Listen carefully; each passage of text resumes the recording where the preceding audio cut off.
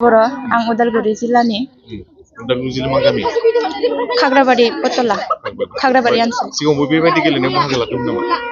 सिगाङाव माने दाख्लै डिस्ट्रिक्टनि जानानै थांबायना बेयाव औ ओमफ्राय नैथि बाहागोखौ नों मोनबाय, गोसोआव माबायदि नांदों?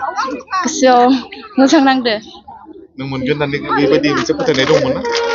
माने गावनि सायावनो एसे फोथायनाय दंमोन आरो। ओमफ्राय माखासे मानसिफोरा एखेलगे खारदों, लोगोसेनो खारदों। आंथ' माने जाय फार्स्ट प्राइज मोनदो बे बारसोलांदो आरो ससेनिफ्राय। ओमफ्राय नों बोलो होआखैमोन? बोलो होदो, माने बिनि उन उन खारनो नाजादोंमोन आरो उनावबो बाहागो लाबावगोन? औ लाबावगोन। खुलुमबाय, आंनि मुङा प्रिया बसुमतारी। आं उदालगुरि जिल्लानिफ्राय दिनै 52थि दुलाराय बर' फरायसा आफादा जि बेयाव माराथन खारनाय हाबाफारि लादोंमोन, आं बेयाव बाहागो लाफैदोंमोन। जा फार्स्ट पजिशन मोननो हाबाय। थेंक इउ स' माच बे दुलाराय बर' फरायसा आफादखौ आंनिफ्राय गोजोननाय बावहरनाय थाबाय जे बे खाबुखौ आंनो होनायनि थाखाय। दिनै फिन आरोबाव फैबाय थानाय समफोरावबो जाहाथे बे खाबुखौ होयो, बा जोंबो मोनबाय थायो, बा जोंनि उन जोलैफोराबो गावनि टेलेन्टखौ देखायलांनानै मोनहैनो हायो गावनि थांखिसिम।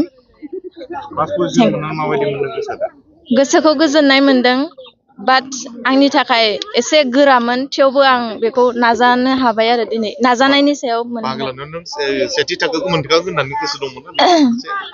एसे कनफिडेन्स दंमोन, थेवबो एसे जेनेबा खारबाय थानाय समाव एसे बारलांनायाव एसे डाउन जादोंमोन। थेवबो आङो 6 किल'मिटारनिफ्राय एसे बारायनायाव आं फिन कनफिडेन्सखौ लाफिनदों आरो हागोन, आं हाथारगोन होननानै।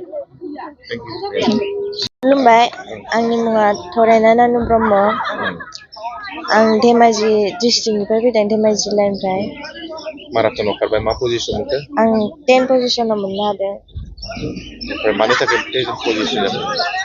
प्रेक्टिस खम जादों एसे। ओमफ्राय माने नोंनि रिभेन्स दं, बिराद माने एडभान्स खारबाय नामा?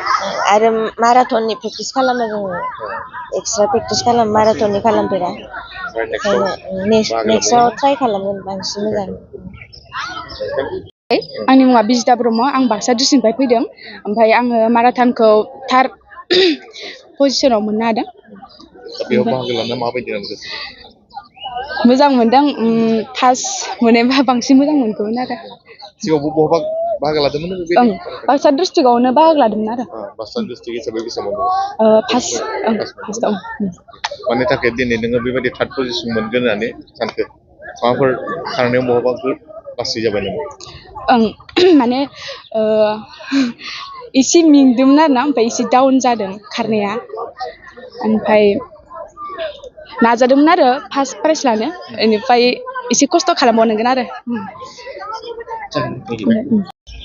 खुलुमबाय, आंनि मुङा थरायना रंजालि बर'। आंनि डिस्ट्रिक्टआ उदालगुरि, आङो खाग्राबारि आनसलिकनि। ओमफ्राय बेहाय बाहागो लानानै मा पजिशन मोनदों? 5आव मोनदों। ओमफ्राय नोङो 5खौनो मोनगोन होनना सानदोंमोन ना सेथि माबाखौ मोनगोन सानदोंमोन?